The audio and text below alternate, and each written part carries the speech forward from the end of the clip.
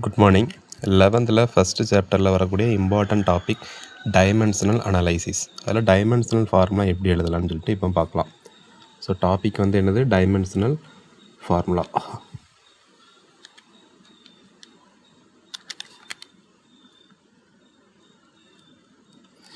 Okay, இதில் first dimensional formula எழுதுறதுக்கு முன்னாடி இந்த 3 டைமென்ஷனை நம்ம படித்து வச்சுருக்கணும். ஸோ இதுதான் என்னது மெத்தட். ஸோ ஃபஸ்ட்டு வந்து எம் எல் டி, இந்த 3 டைமென்ஷனில் தான் மேக்ஸிமம் நம்ம எழுதுவோம். எம்னா என்னதுன்னா மாஸ், எல்லுனா லெங்க்த்து, டீனா டைம்.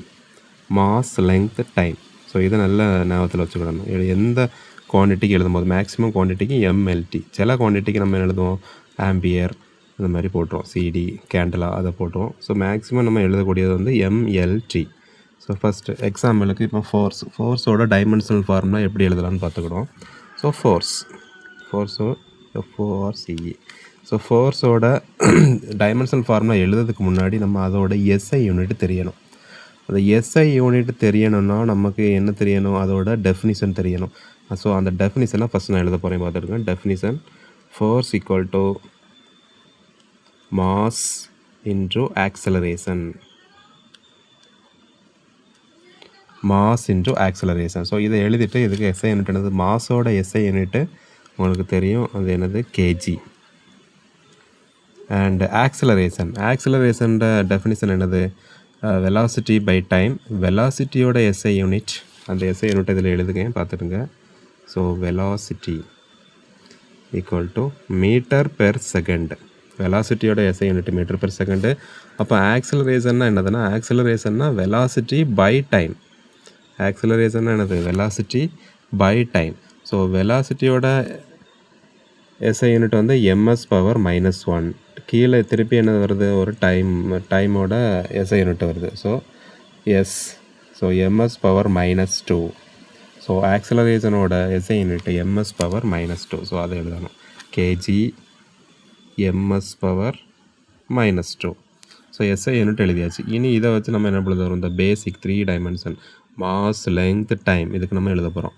ஸோ கேஜிங்கிறது என்னது, மாஸோட யூனிட்டு. ஸோ இது வந்து 1 இருக்குது, அதனால் எம் அப்படி எழுத போகிறோம். So dimensional formula equal to M power 1ன்னு போடலாம், இல்லை போடாமலும் இருக்கலாம். போடட்டாலும் அதுக்கு மேலே என்ன தான் இருக்குன்னு அர்த்தம், எம் ஒரு டைம் இருக்குன்னு அர்த்தம். அடுத்தது இங்கே மீட்டர். ஸோ மீட்டருங்கிறது எதோட யூனிட்டு, லெங்க்த்தோட யூனிட்டு, டிஸ்டன்ஸோட யூனிட். அதனால் நம்ம இங்கே இந்த டைமென்ஷனல் ஃபார்முலாவில் எல்லுங்கிறது என்னது, லெங்க்த்து. ஸோ அது நம்ம மீட்டர் 1 இருக்குது, அதனால் எல். அப்புறம் இது வந்து எஸ் பவர் -2. இந்த எஸ்ஸுங்கிறது எதோட யூனிட்டு, டைமோட யூனிட்டு, டைமுக்கு செகண்ட். அப்போ இங்கே நம்ம டைமென்ஷனல் ஃபார்முலாவில் டீங்கிறது டைமை மென்ஷன் பண்ணுது. So T power -2. ஸோ இதானது dimensional formula for force. So சிம்பிளாக நம்ம எப்படி எழுதிக்கலாம், எல் டி பவர் -2. ஸோ புரிஞ்சுட்டா. இன்னும் ஒன்று நம்ம பார்க்கலாம், இன்னும் ஒரு டைமென்ஷனல் ஃபார்முலா. அது என்னதுன்னா, சரி ஓகே, இப்போ சிம்பிளாட்டு இதுக்கு ஒரு right the dimensional formula for momentum.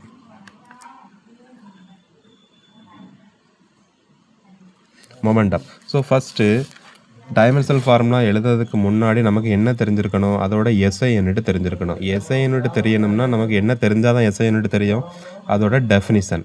So first definition எழுத போகிறோம். ஸோ மொமெண்டத்தோட டெஃபினிஷன் என்னது, மாஸ் இன்டு வெலாசிட்டி. மொமெண்டத்தோட டெஃபினிஷன் மாஸ் இன்டு வெலாசிட்டி. இங்கே என்னதான், மாஸோட எஸ்ஐ யூனிட் கேஜி, வெலாசிட்டியோட SI unit ms power -1. Okay, இப்போ டைமென்ஷனல் ஃபார்முலா எழுதலாமா. So dimensional formula for momentum is equal to M. கேஜிங்கிறது என்னது, மாஸ், டைமென்ஷன். ஸோ எஸ்ஐ யூனிட்டில் நல்லா நோட் பண்ணிடுங்க, M, capital M denotes mass, capital L denotes length, capital T denotes time.